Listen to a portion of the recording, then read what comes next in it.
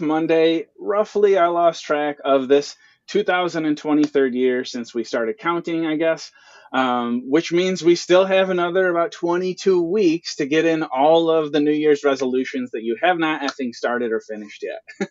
um, that being said, we are starting on a really positive note this morning, and we're super duper stoked here at numospect, Bree and I, to introduce to you, first of all, Bree the Clever Biatch Campano. I am Trevor Tomian, and this is Leeland Winfree. Is that right? You got it. So, Leland Winfree, I don't know a ton about you. You are newer to my world because I am newer to the media world. Bree's got a little more experience in the streamer world. So, she started having her teeth jitter a little bit when you responded to her. I hear that you're kind of a big deal. Tell us a little bit about what your world is like, if you would, please. I wouldn't say I'm a big deal, but I've had the privilege to work with some people who are a big deal, and so that's what I specialize in. Basically, I'm a producer. I help creators focus on larger than life projects. I take what I have, which is time, and I help people who don't have it, which is, again, time. The larger creators have so little time, they can't really pursue the super ambitious projects unless they have done a really great job of mapping out a team that can help them do that. Because there's a lot of aspects of the really larger projects that some creators aren't knowledgeable about. And so that's what I specialize in. Yeah. It's That's hey, Amy's here just saying hey to everybody. Yeah, that is so cool. I think that is something because being a creator today, I mean, they're always trying to do the next big thing, right? Or get the next big project launched. And there's a lot of pressure. Do you think that creators have a lot of pressure to outperform their last performance? Like you're only remembered for the last thing you did, kind of a thing? Is that, do you see 100%. that happen? Yeah. 100%. One of my clients, his name is Scuba Jake, aka D Almighty. He is the largest scuba diving channel in the world, and obviously we don't work together on every project, but there was a project that he and his team recently did, where they were scheduled to be on the Titan submarine, and the Titan sub had 5 expeditions for the year, and Jake was part of the third expedition. He was literally in the sub underwater for a test dive, but their dive to the Titanic got canceled due to technical and weather related difficulties. And so, I think not specifically as a creator, but we as people sometimes forget to do our due diligence on things. And I'm actually, a project I'm working on right now. I'm actually doing a lot of research about what information was available before the pandemic. Pandemic, where did that come from? I'm doing a lot of research before the Ocean Gate implosion, to see like what information was available before it happened. And as the producer, would I have been able to red flag this project, or would I have cost my client his life by greenlighting it? As a producer, that's a question that haunts me, and so I'm doing a lot of research on that. It's just like a hobby of mine, and so I think it's really important, that while we're always striving to do better and move on to the next great thing, it's really important that we maintain safety. That's like the key thing. And so as a producer, that's my job, is to make sure that my client is safe and doing the next best thing. So hope that answers your question. Yeah, I mean, there's a lot of we just saw recently too in the news not too long ago about the YouTubers, the Italian guys that were over in Italy and were filming some stuff, and a sadly lives were lost. Yep, the little And Lamborghini. Yeah, I yep, saw the that too. Lamborghini. And so do you feel like that does fall on the production staff, on the producer or the person in charge? How Yes, much? Yeah, okay. 100%. I think I actually know some pretty high level YouTubers. I won't say names, but they have I know more who than they 10 are. million. They have no. I'm not talking about that channel. I'm talking about other channels in the space. Okay. Other channels that have over 10 million subscribers, and the problem is that they grew so fast on YouTube that they really didn't flesh out their team appropriately. It's like, oh, I want to make sure that my best friends are involved in this channel because we all get rich together, and so we'll all learn this together, and that's great. That's a great thing to do. But at the same time, if you don't have professionals working with you, people who know what they're doing, then things like this happen. And this particular channel, I have heard a lot of bad rumors about what goes on behind the scenes in production. And I've heard it from brands, I've heard it from managers, I've heard it from popular TikTokers. And, you just hopefully they figure that out before they get canceled by a group of people who decide to speak out against them. But they're a very prominent channel that mainstream people know about. And, production is super important. I'll admit I've heard less rumors lately than I did like a year ago. So maybe they're finally fixing these issues. Obviously, I don't want to like necro old news, but there was a big scandal with a channel called ZHC a couple years ago, and I got nothing against Zach. Zach's a great guy. He's super driven. He does great art related content. I used to be an artist myself, so I like his content. But there came a time when a very well respected, and we're talking one of the art OGs in the YouTube community. His name is Drawing with Java. Okay, he was never super famous, but he had his own couple million subscribers. But he didn't chase the trends like Zach's team does. And Java he's very well known in the art community, very connected, so he knows everything. And he never gets into drama. He's always about art, keeping it professional, never gets into politics, super apolitical. You never have any idea what he's thinking when it comes to personal things. But he took the time to make a video on his YouTube channel calling out ZHC for not giving credit to creators that helped work with their channel. There were instances, several, where an artist with a very small following would spend 72 hours of their life helping with some sort of gigantic next great thing art installation for ZHC's channel, and then the video goes live and there's not so much as a single shout out for this creator, much less a link to their content. And I've seen that a lot of times where creators, they make the mistake of thinking, oh, I'm on to the next best thing. I don't need to remember these people anymore. Let's burn bridges with them. I mean, that's such a stupid thing to do. There is no need at all to, not throw people who helped you get to where you are today a bone. Like, that's the right way to do business. And it preserves, your good relations, because you never know who's going to blow up. And, you should treat everybody as though they have the potential to be viral. And I'm not saying you should be opportunistic in every relationship. I'm just saying you should be less transactional. And so, obviously, I think ZHC himself, Zach, I don't think Zach intended to not give these creators credit. I think maybe it was just they're building too fast, focused on too many things at once, and it just kind of got lost in translation, because most of these YouTubers don't write the descriptions of their videos themselves. They have a team that handles that for them. And so, obviously, someone on production or post-production or channel management dropped the ball. And so, these are issues that teams have to be they kind of got to slow down sometimes. So I hope that answers your question. Yeah, I think it's really interesting. And I think you made a lot of good points there. And that kind of really feeds into when we talk about creator economy is, where do we spend our time? Where do we spend our money? And where do we spend our energy? And what you're saying is, because things can explode and grow really quickly if we just, happen to have that lucky break or that we hit the right thing.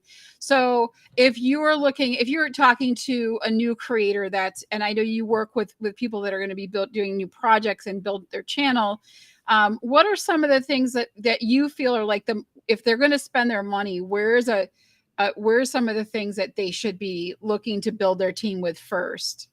So I'm actually talking to some fairly new creators right now. During VidCon, I couldn't get into the super exclusive parties because I wasn't cool enough. People in the background rarely ever get the attention they feel they deserve, and the attention some of their clients also feel they deserve. But that's just the way it is. Unless you work for like Mr. Beast, you're not going to get a Hyatt wristband. Hyatt was the super exclusive hotel.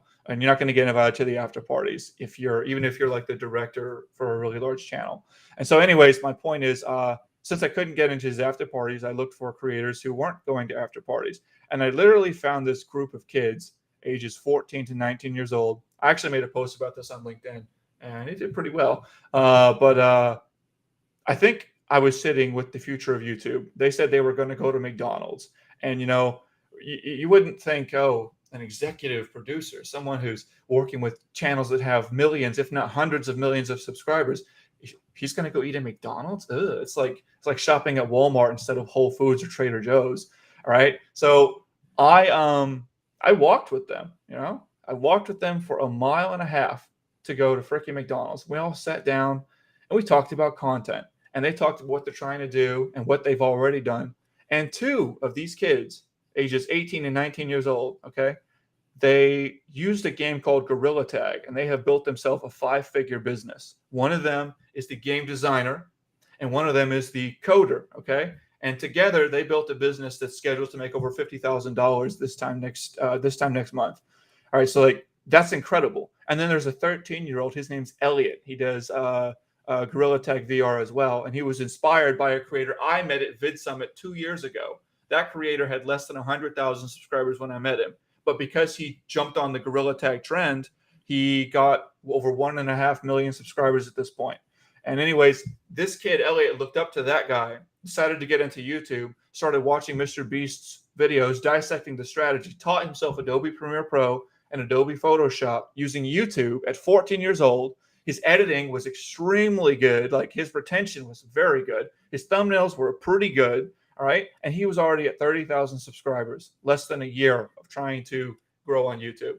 Like that type of talent, not signed by any managers, that type of talent is the type of kid who will 100% be a mover in the YouTube space in a year or two. And so, you know, what I did for him when we were sitting down at a freaking McDonald's, eating food and chatting, I was super real with him. I told him about the things I've learned about the industry. I told him not to be blinded by awe for some of the YouTubers that he looks up to, because some of them have some dirty laundry and he needs to be prepared for that.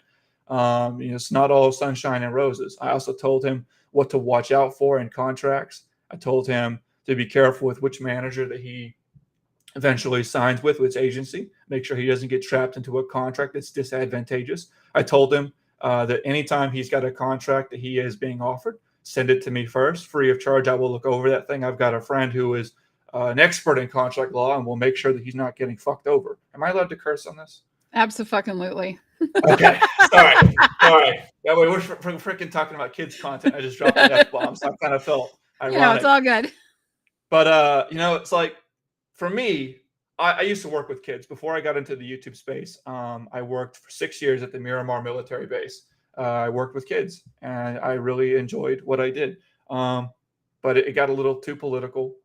We live in California, and, you know, we all have different opinions on things. But the important thing to walk away with is that we all have reasons for what we believe, right? It's not just, oh, this guy's an asshole. You know, I can always see across the fence and say, you know what? That person's intentions are good. I know that they too care about these issues. And so, you know, I try not to dehumanize people like that. But at the same time, I really like kids. I used to work at the Walt Disney Company in Chicago. I learned a lot about childhood psychology.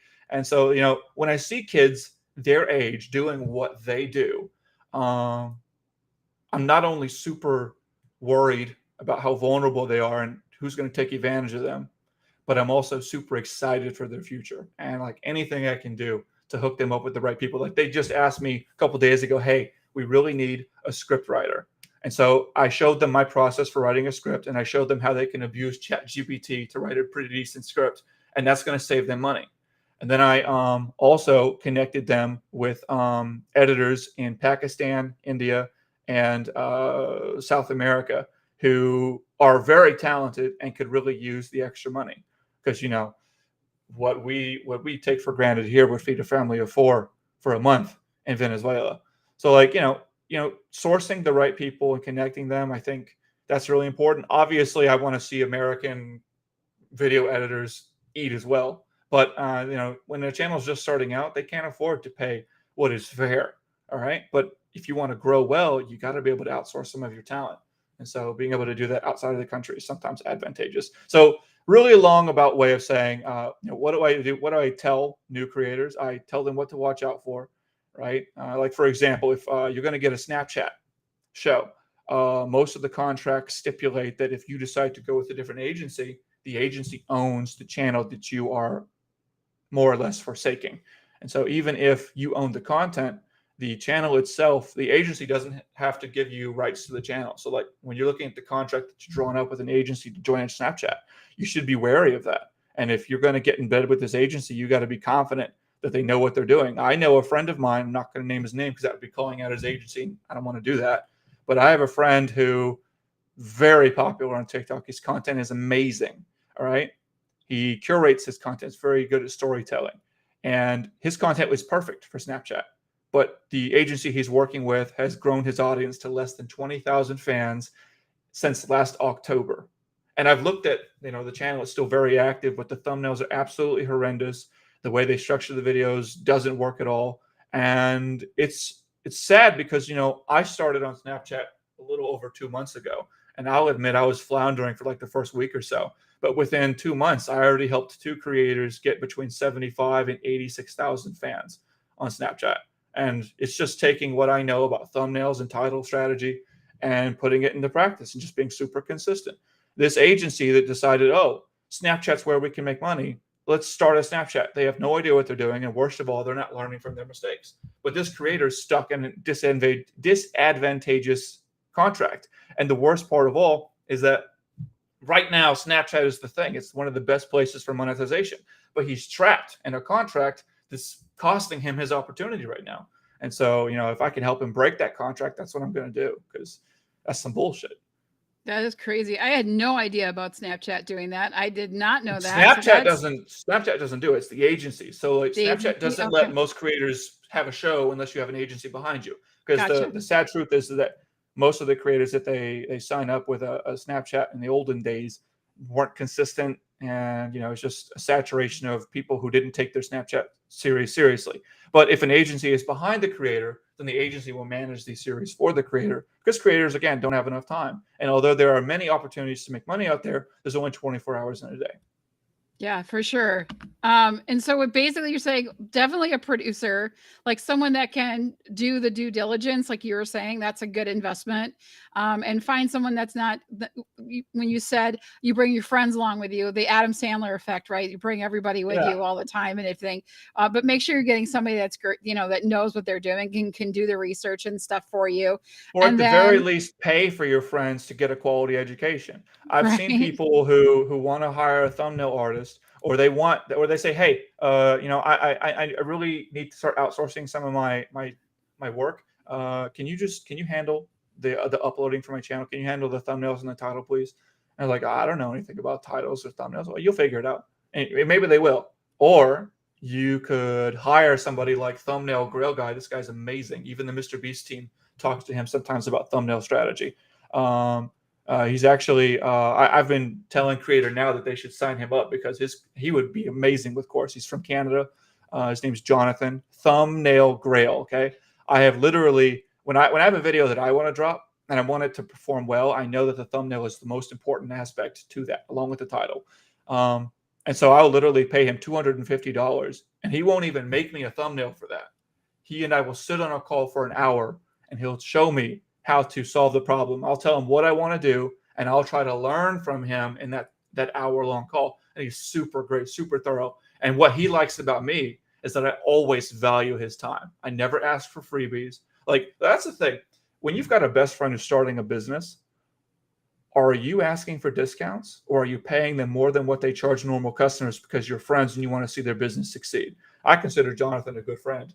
And so, if I'm a channel and I want to hire somebody to do my thumbnails, and I don't want to pay a Thumbnail Girl Guy because he's too busy, he's got too many clients, then, I would literally send one of my people to him and say, hey, I want you to take his course, and once you get a good understanding of thumbnails, you'll come here and you'll have a full-time job with me. Like, that's something you could do. You can literally, if you want your friends to come up with you, then educate them, provide the tools for them to succeed. Don't just throw them in the water and expect them to swim. Go ahead, Trevor. That's I know awesome. you're dying to get in on that. No, that I'm just absorbing it all. It's so cool to hear how much experience and the depth of experience you have, and it sounds like a pretty huge variety to have that base of knowledge, right? Like, that doesn't come from working with a few of the same clients in the same circles.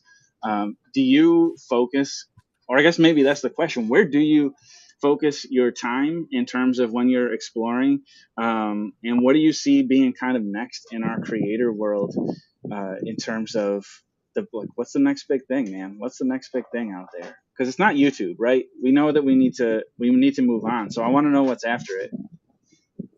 I couldn't say what's going to be after it. I know that everybody is. Sorry, my phone's very noisy today.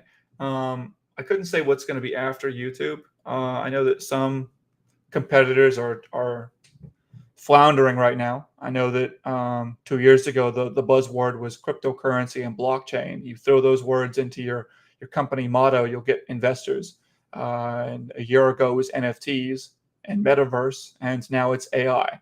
And so, at the time, I feel like most companies are just trying to get whatever they can.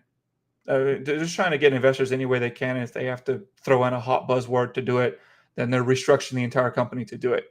I think that AI is going to change the game considerably. And I think there's a lot of really interesting applications for AI.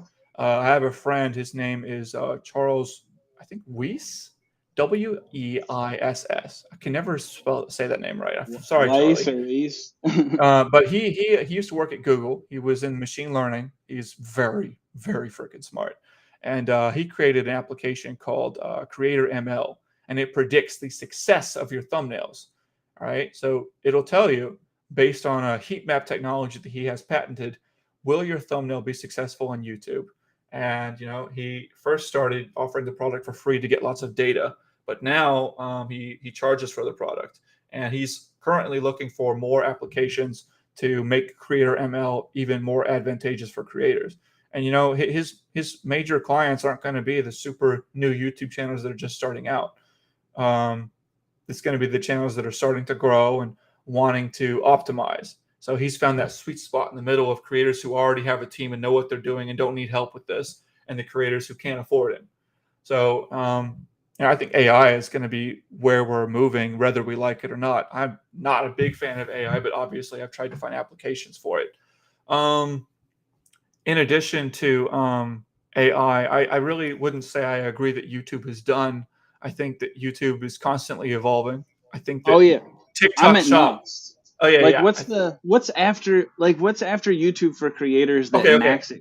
Because I see like people you work with who have really crushed it so far, and I know that entrepreneur spirits get antsy. So I always like in my head I've wondered, what do you do after YouTube? After you crushed YouTube, what's next to add to your portfolio? Well, there's two ways to answer that question. The first one is, if you're just gonna maintain and you just want to branch out and grow a little bit, TikTok Live Shop is going to be overtaking everything very soon. I've seen some of the strategies that they're employing. They're very similar to what they do in China. My wife and I, we actually do e-commerce in China. So we have a Douyin account. We've got a Xiao Hongshu, that's Little Red Book. We've got a Bilibili, a Weibo, Tmall, etc. So we know a little bit more than the average American about probably what's going to be rolled out by TikTok.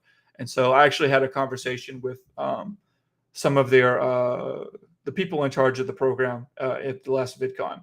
And it's really interesting the directions they intend to take it. And there's going to be a lot of applications for large companies partnering directly with TikTok rather than just creators. And so there's going to be two different ways to sell things. There'll be direct on the TikTok shop and then also an affiliate program. And so it'll be interesting to see which creators, the early ones, adopt that, because some people aren't really cut out for making consistent content, but they're great at talking, and being good at talking means you can probably sell things. So I think, more e-commerce is going to be a super mainstream way to go. And then the second answer to that question is, the way you described it is someone who's already achieved what they wanted on YouTube. So what's next for them? I mean, you just have to look at billionaires. For billionaires, everything is a vanity project. Elon Musk just changed the Twitter logo to an X. All right. That screams vanity. Jeff Bezos has, I think, the largest super yacht in the world, and he expected a bridge to be taken down so that he could go through it. That's a vanity project. I'm not hating on it. It's just, what do you do when you have nothing left to? It's no point in earning more money because your money's making money on top of its money. But what can you do to be remembered? And so that's what creators are going to try to do, which is why I think someone in my position is so valuable to a team. It's very difficult to get hired with my skill set, but because it's difficult to describe what I do, and it's difficult to price it out.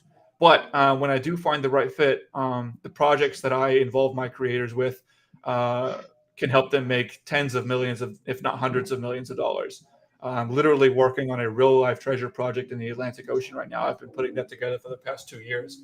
I saw that. What's the name of that? Is that I was looking at it before, but now I forget. What's the name of that project? So we don't have a name that we can disclose at this time, but I will say that we are currently, we have our eyes on 5 to 8 supposedly virgin shipwrecks. We know the approximate locations of them all over the world. And if our research is correct, and if they have never been salvaged, and if we get lucky, the potential commercial value of each of these 8 ships could be between $10 and $20 million at minimum. And so I spent the past 2 years finding the right people for this project, because there's obviously things I can't do. I don't have deep pockets. I'm not financially capable at all, terrible at finances, but I'm creative. So, and I'm resourceful and tenacious, and I can find the people that can do the things that I can't. So for me, answering the question is, what kind of project can I do that will solidify my place in the niche that I've chosen? And so, for one of my clients, the Almighty, he styles himself as a treasure hunter. But if you're really honest, the majority of his content is just him scavenging lost cell phones, old iPhone watches, the occasional murder weapon. And there's nothing wrong with that. But the problem with Jake's content, for example, is that when he started off, nobody was doing what he did on YouTube. He transitioned from Call of Duty to just straight up getting in the water with a webcam. No one was doing it on YouTube.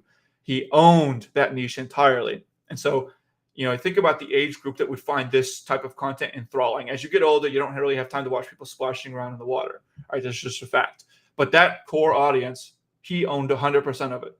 But as people saw, oh, this works and I can do this too, because I've got a wetsuit and a webcam and I know how to swim and I've got a body of water close to my house, people started making content. His hold on the niche's monopoly became more and more saturated. And now he's getting less and less of a slice of pie with this audience level that would love his content.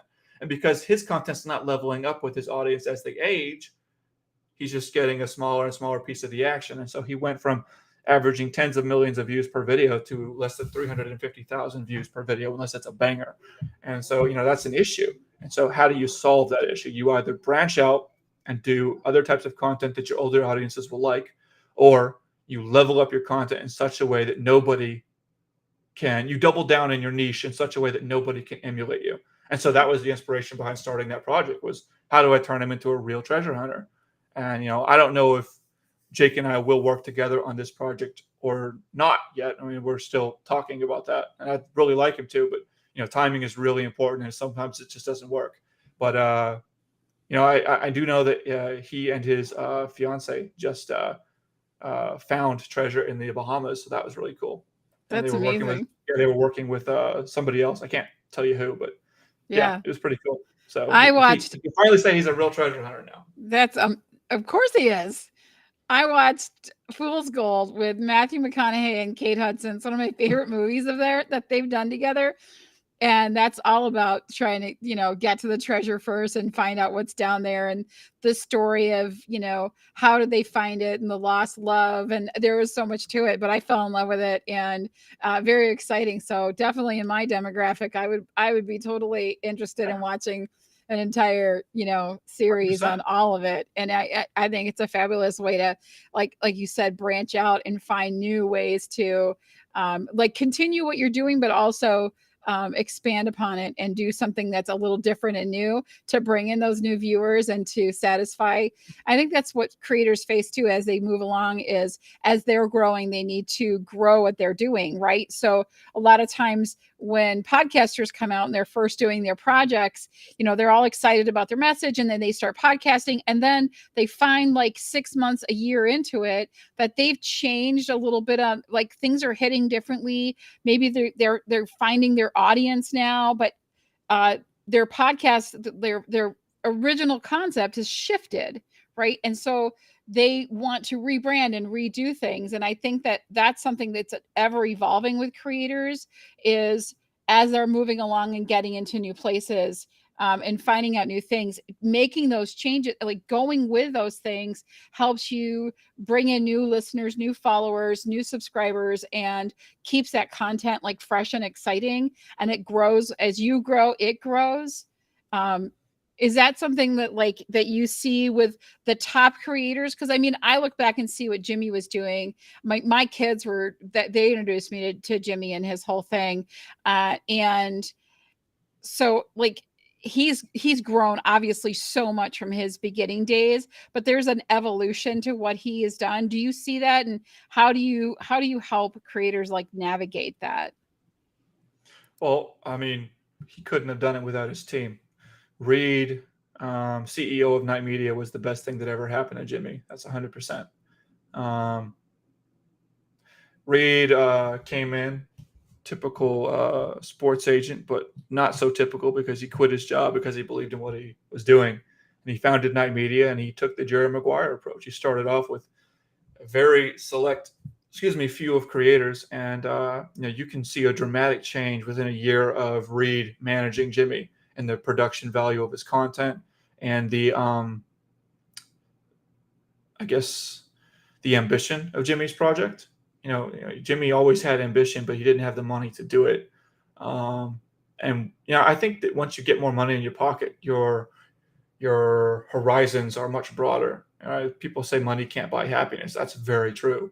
But if you're always curious and always striving, the added funds can definitely expand what's possible. And if you're able to really encapsulate that and pursue it, then you can be somebody like Jimmy very easily. Now, obviously, I don't want to be another Mr. Beast, but because the guy can't walk around anywhere without getting mugged, or not mugged, but ambushed. Like I saw him walking around at Vid Summit a year and a half ago, and he was walking among the people. I even got to sit next to him at a pool and chat with a small group of people. It was really cool.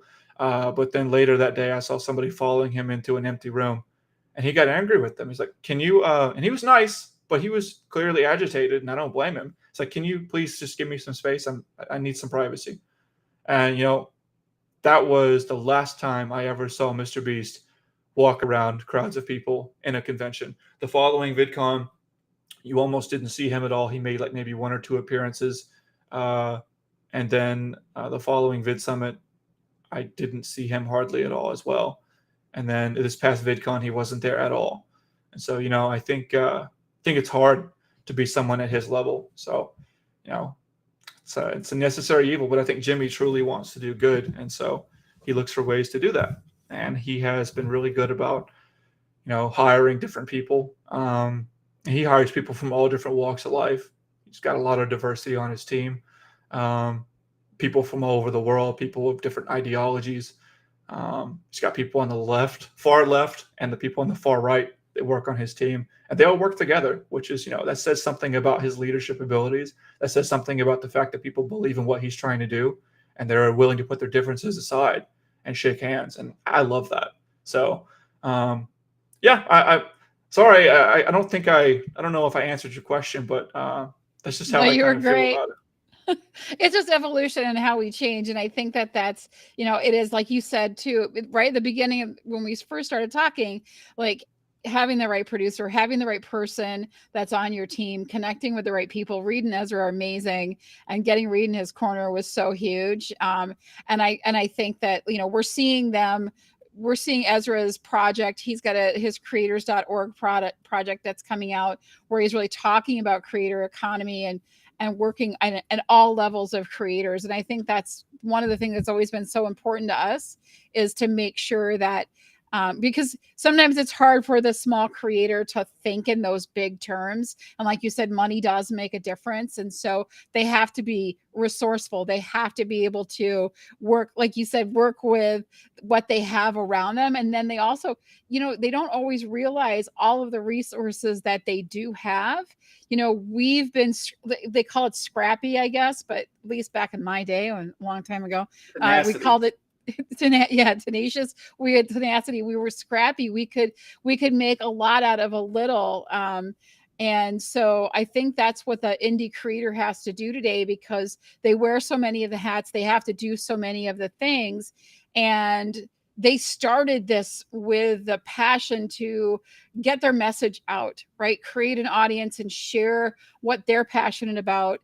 and then they got behind a mic, and then they got behind a camera, and it became really overwhelming because then they had to learn how to do thumbnails, so how to write copy, what's SEO, what's SEO all about, and how do they do it, good description, and make all, get all the things, and then edit. Like you said, editing. There's so many things. If creators today, really they wanted to take that path, they wanted to see themselves, they wanted to start and get as big as they could. What advice do you have for them to get them started, to like get them headed in the right direction? Watch content. If you watch content, like, here's the thing, you don't know what you don't know, right? If you, in the YouTube space, you want to start making content, and you try to do what you know. I'm talking in front of a camera. I'm stagnant. My voice is monotone. I'm not even looking at the webcam. I've got lines on my computer monitor, and I'm reading those off. That's not very good content at all. It's not going to be highly engaging, right? So, if I start watching other people's content, and I watch every good video twice, right? I watch it the first time as a regular audience member, but then the second time I watch it to dissect the video. What did they do well, right? How did they do this? And which parts of the video did I like the most? And then I think, okay, as an editor, how did they do this? As a producer, what organization was required to start this? How much effort went into the script? Was this unscripted? What do I think? All right. So, monkey see, monkey do.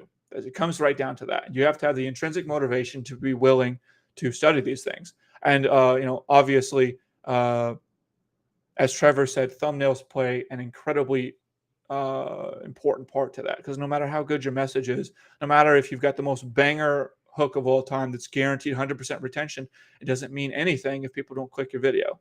And so, and likewise, if your thumbnail is amazing, but your hook is not, then your thumbnail means very little. In fact, it's telling YouTube that your content sucks, because people are clicking off of it almost immediately. And so, your thumbnail, your title structure, they are a promise to the audience that says, this is what you're signing up for. And when you look at that duration of the video, you're weighing the opportunity cost. Do I want to watch one of these other videos that's potentially catching my eye, or am I going to commit to this one? And if I finally click it, that's the signal to YouTube that I'm willing to commit my time. And then the behavior of the first 45 seconds, the behavior of the audience in that first 45 seconds is going to determine whether or not the YouTube channel succeeds. And a lot of people try to say, oh, my channel is too small, I don't get seen. I go to YouTube almost every day, and at least once every couple of days, I will see a brand new channel with almost no views on their video, and that video is being suggested to me. So to believe that your content is great and that you're not making any mistakes and that YouTube algorithm just doesn't like you is naive. Everybody gets a shot. And, if you're not doing enough with your content, then it's your fault that you're not growing, plain and simple. There are a lot of strategies you can use to grow quickly, but what you should be more concerned with is growing, just growing, like growing as a person, growing intellectually, growing creatively. If you don't have that intrinsic motivation to self-teach, then you're not going to go very far in this industry, in my opinion. Trevor, I know when he speaks creativity, that's up your alley.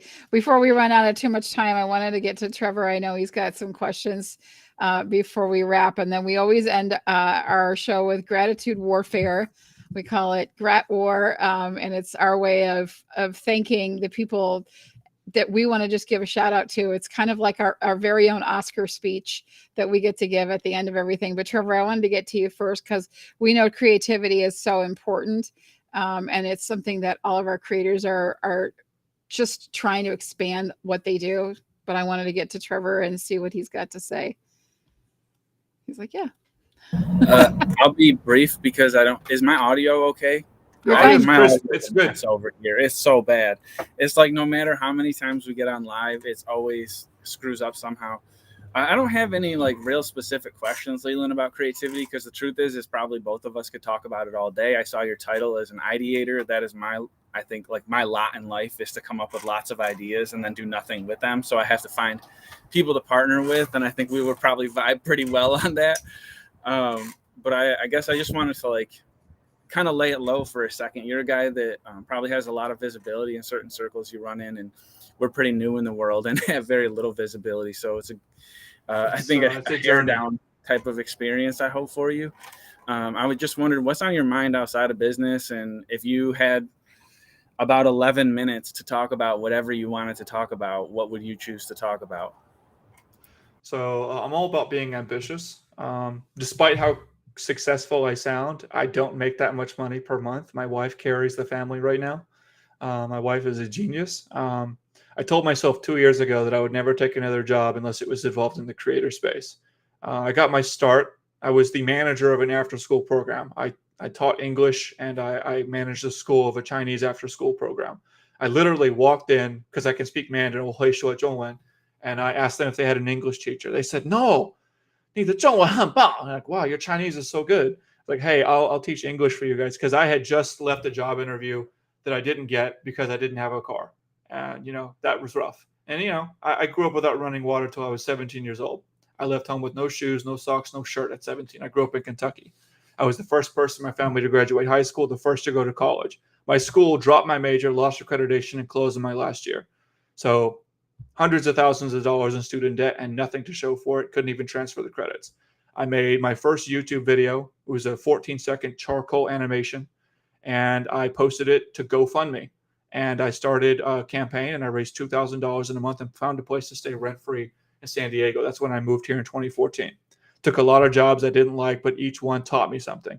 I taught myself different languages working the carrot of a Domino's, because I worked the cash register. Nobody was tipping me, so I wanted to make more tips. So I learned conversational Tagalog, Hindi, and Mandarin, just interacting with guests, right? Because I got to walk home so I can write down different words phonetically and go home, right? It's about being resourceful, about being tenacious.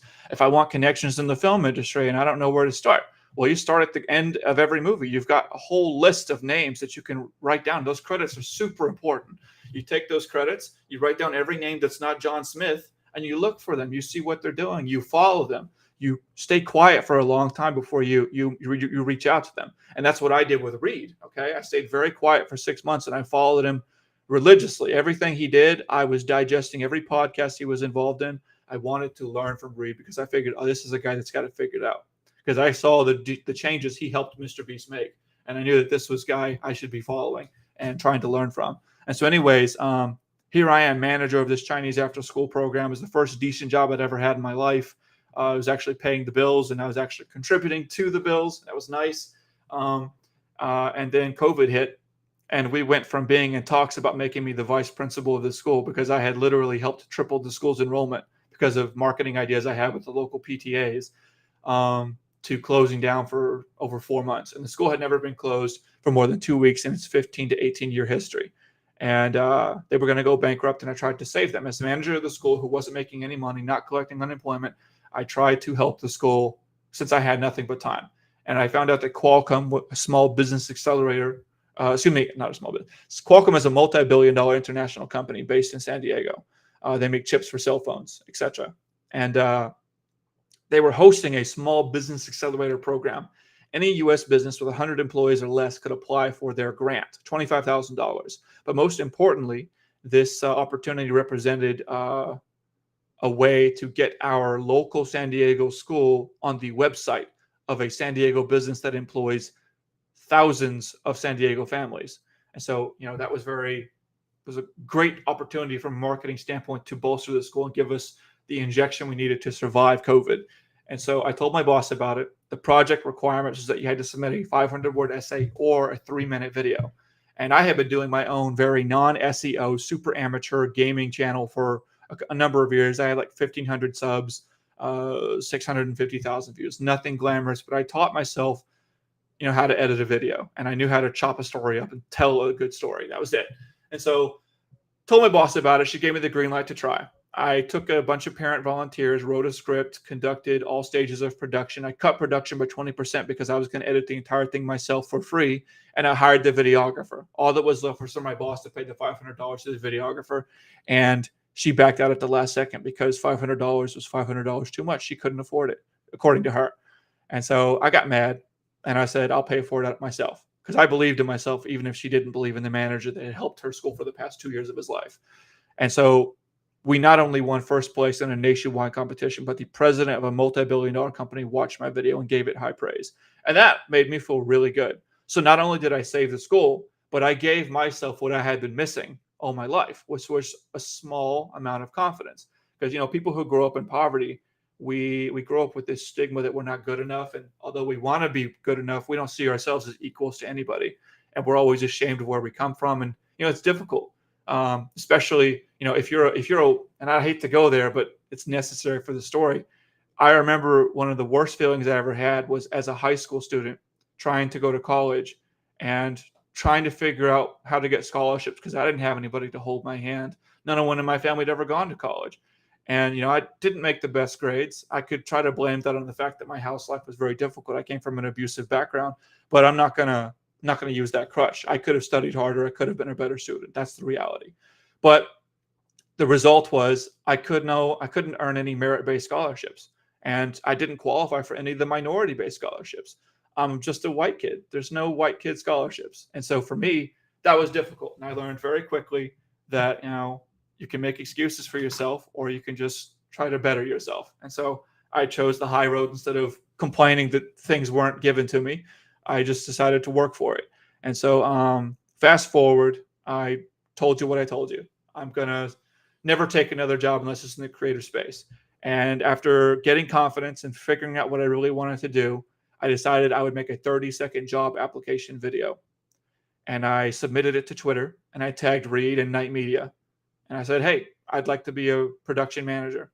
And I knew that I didn't have enough followers on Twitter to get that video trending. And I knew that Reed was never going to see it. And so I thought creatively, what can I do to boost my chances of this being seen? And so I found Ninja when he was streaming to an audience of over 50,000 on Twitch.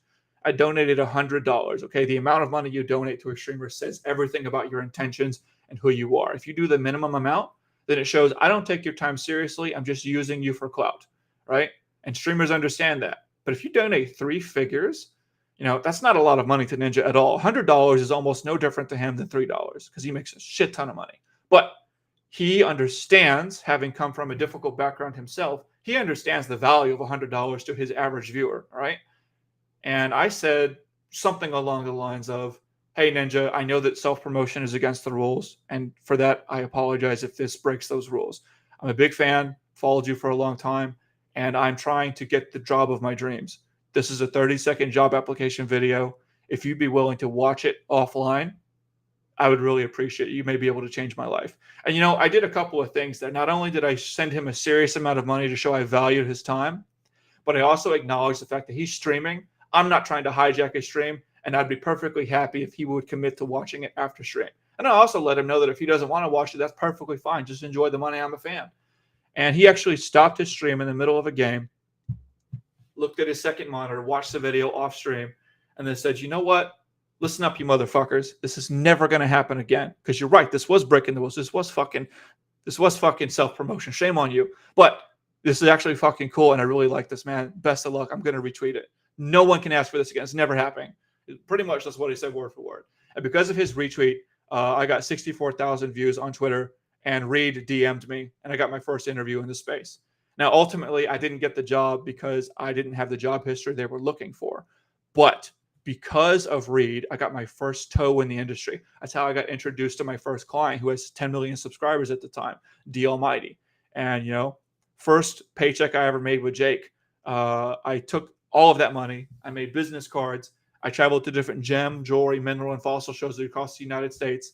And I said to every single booth, because the people who own these booths are the ones who own the rights to the mines. And I said, hey, my client will keep the location of your mine a secret. We can pay you for the trouble of being there.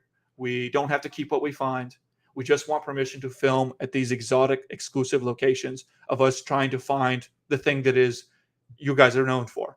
And I ended up getting him a collaboration at Mount Antero Treasures, Buena Vista, Colorado, where we mined for aquamarines at 14,000 feet. And Jake was so pleased with the project, he flew me out to be a part of it. So if you watch that video, it's called D Almighty Aquamarines. If you look at that video, you see a guy with a blue vest. I'm in the fucking background on top of a mountain. My first video project ever, and it was amazing. I have missed 3 calls during this meeting. That's incredible. Oh, wow. Yeah, That's sorry. great. Let me. This is worth it. Hey, babe. Say hi. I'm in a show right now. Okay, say hi. Hi. All right, I have to. I can't talk right now, but if you're sending me your flight information, text it to me. I love you. Okay. I will. I will.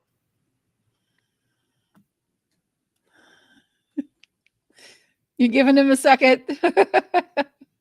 He's done. I think you can bring him back on. I'm back. We want to Yeah, give sorry. you a second. Yeah, you never not answer your wife. It's very important. Happy That's wife, true. happy life. I say no to everybody else, but the wife, I'm not going to say no to. So anyways, that's dangerous territory. Trevor knows what I'm talking about. Anyways, to answer, I mean, this 11-minute spiel. You know, I try to do what nobody else will do, and I try to find unique solutions to problems. And, you know, my first problem was that Jake already had his team fleshed out. You know, most of the people he hires, his family, he's very skittish about hiring anybody else. So, you know, I realized very quickly that his time is limited. So if I can spend my time gift wrapping projects where I'm doing all the work and taking all the hassle out of it, sorting all the logistics, then there's value there. And so, you know, just choosing to use my time and go to unusual places to find things that I don't have access to. He once told me, find me a gun in the water guaranteed. And so, and it has to be, it can't fake it, but it's a potential murder weapon, easy million views. And so I said, okay, Google, which state in the US has the highest homicide rate? It was Louisiana. And I said, okay, Google, which state in the US has the highest number of canals? Also Louisiana. What a coincidence. So of the state's 45 canals, the city of New Orleans owns over 40% of those canals. And so there are 13 dive shops in the city of New Orleans. So instead of spending my clients' money to travel to New Orleans and figure out which area would be the best area to potentially find a gun, I called up 13 different dive shops in the city of New Orleans with the same question. Hi, my name's Leeland. I work with the world's largest scuba diving YouTuber. We're thinking about doing a project in New Orleans over the next couple months, potentially. We're looking for possibly a local dive shop to collaborate with, maybe give you guys a shout out on our channel. Could I speak to the owner or the person on staff with the most local diving experience? And here I am talking to 13 different dive shops, 13 different groups of experts of the area. And I've got Google Earth and I'm dropping pins for every area of interest that I think is worth pursuing. And by the end of the project, I not only found 10 plus non-gun related projects that were worth doing, but I also found a place where supposedly the local police have been illegally dumping guns since the 1920s during the Prohibition era, including a rumored gold-plated rifle. So over 1,000 guns, over 100 years old in one location. So I took this very simple request, find me a gun, and I knocked it out of the water by being unafraid to ask questions, be inquisitive, and think outside the box. As a producer, your job is to solve problems.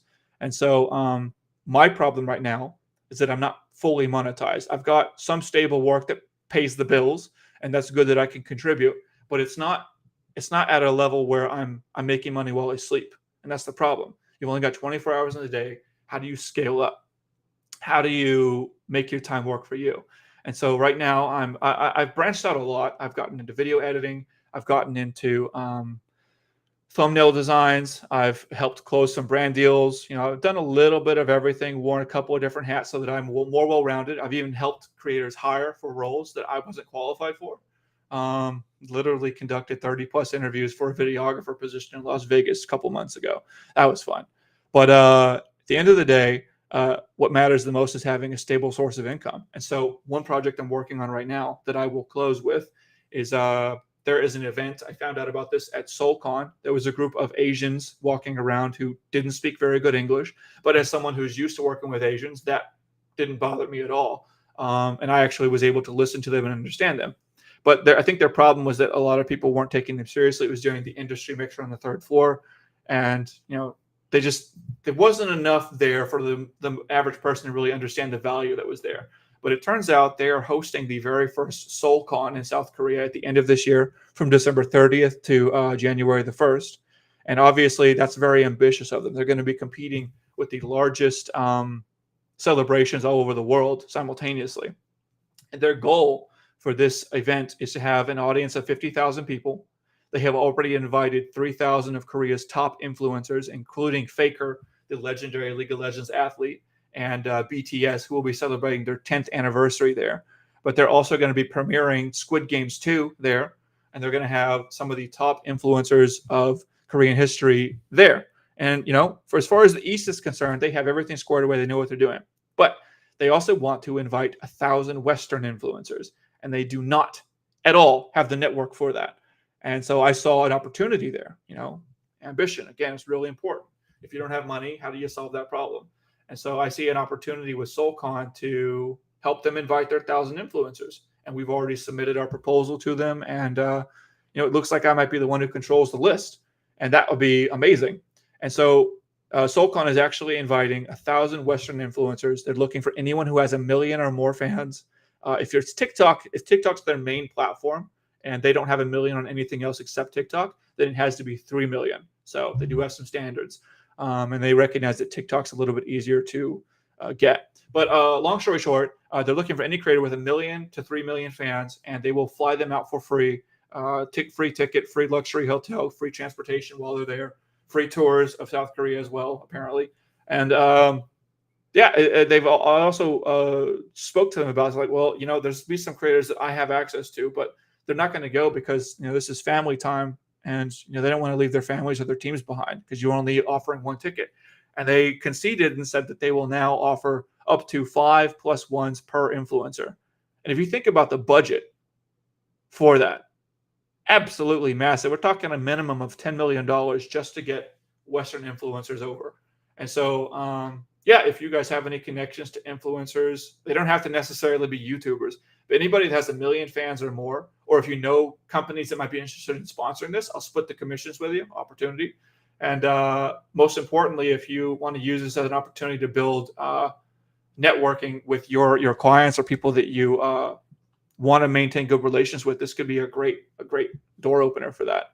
And so it's all about thinking strategically. And the first thing I look for in every opportunity is how I can bring value. And so SoulCon, there's a lot of value to be added. And so I'm looking for people right now who can help me source talent. So anyone who has 1 million or more fans, I don't need a commitment from that person yet. All I need is to make a list of creators or influencers who I can get direct or indirect access to. Draw up that list and submit it to SoulCon, and whoever they approve, then I will have my connections reach out to those people and get them over if they want to come. So it's all about thinking strategically and having ambition. Yeah, I can think of someone that I'll talk to about it. I don't know what I know. TikTok, they're huge. I don't know what their YouTubes and stuff. I'll have to look at that. But when you say that, and because you are technically a polyglot at this point, do you ever do anything with Xiaoma NYC? Because he's one of my favorite YouTubers. Xiaoma actually, one of my friends' wives is actually friends with his wife. So I'm friends with Xiaoma on WeChat, literally. And nice. I reached out to Xiaoma because I've been wanting to work with him for a long time. And my mastery of language is nowhere near his. Mandarin's my best second language, and I can only have a conversation like a kindergartner. So to call myself a polyglot is way too much. I appreciate it, but I got to be transparent because that'll stick my foot in my mouth later. But Xiaoma had a project once where he had just learned Dari, which is basically Afghan Farsi. So it's very closely related. And Xiaoma had a plan, because he does most of his videos in New York. He had a plan to go out to different Afghan restaurants and practice his Dari with the native speakers. But his problem was that every single Afghan restaurant in New York City appeared to be run by Bangladesh people. There were no Afghans working in the Afghan restaurants. And so he couldn't make his video after studying Dari. So he asked me to make him a heat map without having ever set foot in New York City, make him a heat map of Dari speakers. And I managed to build him a very great map that led to an excellent video. And I came up with a lot of extra advice. Like, for example, at the time we were filming, August 19th was Afghan Independence Day. And this was shortly after the Taliban had retaken Afghanistan. So it was probably a touchy subject. But I told him, learning how to say Happy Independence Day and getting the opinion of these people living in New York as refugees or immigrants on what's going on in Afghanistan may make your video more meaningful than your everyday food video. Because I really like Xiaoma, but for the majority of his videos, once you've seen one, you've kind of seen them all. And I told him that, and he can think whatever he wants about it, but I think I'm right. But he has been branching out and doing more bold things. He literally, He's traveling like crazy now. Dude, He's been all over South he Africa. he was just butt ass naked in the Amazon hunting with Amazonians and speaking their language. Like, that is definitely not your run of the mill Shama video. So he's definitely been leveling himself up lately. Yep. And I applaud him for that. But like I said, I've been a fan of his for a long time as well. So to answer your question, yes, I have done a little bit with him, and I would love to work with him some more. I know that Ukraine is doing a program right now. There's a company called Air Media Tech. They are about to become the first agency in the world to have 2 100 million subscriber YouTube channels under their belt. They manage the world's largest children's creators. But they're working with the Ukrainian government right now, and they're coming up with an initiative to keep Ukraine's struggle with Russia prominent in the news, because we've the news cycle doesn't really care about Russia and Ukraine anymore, and that's detrimental to Ukraine, because the moment people stop talking about it is the moment potentially that Russia could win. And so it's very important to them and their people, especially Air Media Tech, because their entire ecosystem was built in Ukraine and Russia. They didn't care about the Western creator economy at all. But because of Russia, they've been forced to change their strategy completely. And they're one of the few agencies that you can actually say has real blood in the game, because they spent their own money to get creators and clients and employees out of Ukraine when this all happened. So they're a really great company. But anyways, they started an initiative where they are bringing creators to Ukraine, safe parts of Ukraine, to interview with mayors and leadership. I don't know if they can get Zelensky yet, but that is on their to-do list. But creators that want to show what's happening in Ukraine, they are willing to help facilitate that. And so they are looking for creators right now who want a trip to Ukraine. Now, I don't have confirmation yet if they'd be willing to cover the cost of traveling to Ukraine, but I do know that once you're in Ukraine, they'll take care of you completely. So I don't know how big the budget is for this, but that's something they're working on. Do you know Rob Turkla with the YouTube channel Speak the Truth? I do not. Okay, I would check him out. Rob is actually started out with a fishing. He's part of the Guggen crew, and he's got a very, very popular YouTube for fishing, but he started Speak the Truth. So he's former armed forces, and he's been covering Ukraine on Speak the Truth since it began, and has given, like, he was doing maps on like where things are and what's happening, and giving like real stuff, and talking about geolocation, and talking to people that are on the ground there, and all kinds of stuff. I don't know him personally, but I followed what he does. So he's like the person that, like, his channel is what I watch to get like information on what was actually really happening over in Ukraine. So anyway, just a recommendation if you want to check him out. He's awesome, and a great YouTuber, and has the money. It's Robert Turkla? Rob. I'm assuming Rob Turkla. Turkla is Terkla. Yeah, I think I found him. YouTube, he has a podcast, but his YouTube is Speak the Truth, for specifically things on Ukraine and things like that. So he doesn't have Speak the Truth linked. I can give you his YouTube. Let me grab it. I can put it in the chat for his. Wow, his Speak the Truth podcast is much bigger than his YouTube normal channel. Yeah. Okay. Yeah. No, he's got 341,000. Yeah, that's a great lead. I am definitely going to reach out to him. Yeah, check him out. He's a cool dude. Does all kinds of stuff. Does a lot of fishing stuff too. But like, he's got that military background too, so he understands. So when they're talking about stuff, like, he can tell you like what those things are that are being shipped to Ukraine and stuff. And we have a podcaster in our group who's kind of out of things currently right now, just going through some medical things, but coming back strong here shortly. And she was speaking to soldiers. Spoke with someone that was over in Ukraine and had them on probably about 5 months ago. So I can give you Robin's information as well. But yeah, those are some people that I know of that do stuff with Ukraine. That's really exciting. I love that you think outside the box, that you called in Louisiana and did all those kinds of things, because I think that's those resourceful things that we can all do will only bring our own channels up even higher to do more things. And that's what we try to do. We have projects that we want to work on, and Trevor's probably going to kill me for sharing this one, but I think it's one of his brilliant brain things. And we really wanted to do it last January 1st, but we want to drop the ball in California because they never dropped the ball on New Year's Eve in California. And we thought it'd be really, really cool to do an East Coast, West Coast dropping of the ball. But that's a big production and takes a lot of money. And we thought, Oh yeah, all they do in California is replay what they did in New York hours before that. It wouldn't have to be high budget. There's none. So you could take like the lowest budget idea ever, and you would still be the only one potentially doing it in LA, which is what, like the number 1 or 2 capital for entertainment in the whole country, and we don't do anything there to celebrate it. 100% right. LA's been slipping lately. You're not wrong. I don't get it.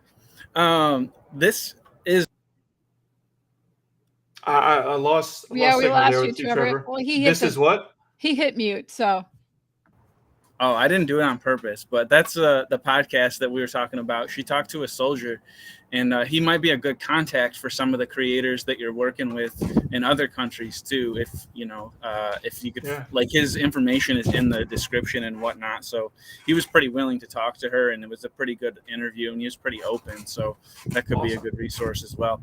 Super cool that's the kind of things that you're supporting. And I just want to say how much we appreciate your time and how sharing and giving you've been of your opinions and your hot takes and a little bit of your history. I feel like I went from seeing your name pop around on LinkedIn and not really knowing much about you, because I think we comment in the same threads pretty frequently. Yeah. And we cross over in similar areas. And I looked at a little deeper into you right before we hopped on, and I'm like, oh man, this is pretty cool. And I really appreciate that you were also really honest about how it's been really tough for you. Because as a person, not all sunshine and roses. Yeah, as a person who's a creative as well, and I have a degree in creativity, and it's been a long time coming for it to finally start being validated. And I think the rise of AI has actually helped people like you and I long term. Yeah, maybe not be innovative. Yeah, because we're gonna have a skill set that people stop using as soon as they download a ChatGPT. So I think there's a really bright future for creatives. I would love to invite you to talk creativity and leadership with us anytime, because I know like your world is pretty inundated with digital stuff, but I also want to pass along as an advocate for creativity that your knowledge in the field and the process and the systems of creativity are also very teachable. And I think you obviously have a great skill for teaching people and are really interested in it. So you mentioned legacies earlier in our conversations, and I think that also kind of fits with it. So just wanted to pass along something that I'd love to collaborate with you on some point, or just support and share with you. Because I come from an academic background with my creative stuff, and that's a totally different vantage point for someone who just naturally comes at it. And together it's really, really powerful for creators, I think. But Leeland, it's been so cool to get to hear your missions. Please tell your wife, can we know your wife's name and shout her out and appreciate her? If you can say it, I'll be very impressed. So I'm going to say it once, and I want you both to try your best to say it, and then I'm going to teach you how to say it. Okay? Siqi. Siqi. It's your turn, Trevor. Siqi. All right. So you're all right. So you take the S sound, and you have to somehow turn the S into a Z. So it's an S into a Z. S. And then the second part is qi. Siqi. S. It's a very Chinese sound. Siqi. Better. My mother called her sushi the first time she ever met her. So, yeah. I'll tell you a funny story, and then I gotta go. First time in China, my girlfriend at the time, obviously everyone in the U.S., all my friends from Kentucky, which is where I'm from, were like, "Don't go to China; it's a scam." Because I'd only known her for like 4.5 months. She fucking invited me to China because it was summer vacation for her. And that's like super sus. Like, oh, this is a big commitment. But all my friends were like worried they were going to steal my organs and shit. So everyone was saying, don't go. But I went because I'm stupid and naive. But wow, 5th missed call. Oh man. Anyways, go to China. First thing her father does is sit me and his daughter down and makes her translate because he didn't speak any English. My Chinese is trash. He says, "You cannot date my daughter. If she marries a foreigner, I'll disown her." All right. And, that was fun. But then to take the conversation even further, over the next 3 months, we stayed in China for 3 months. I worked with her father a lot. We started a business while we were in China. It's called Lao Bing Gao, which is like old man's ice cream. It was a very popular brand in like the late 80s, early 90s in China. So we spent about 35,000 RMB and we made a profit of about 130,000 RMB during that summer.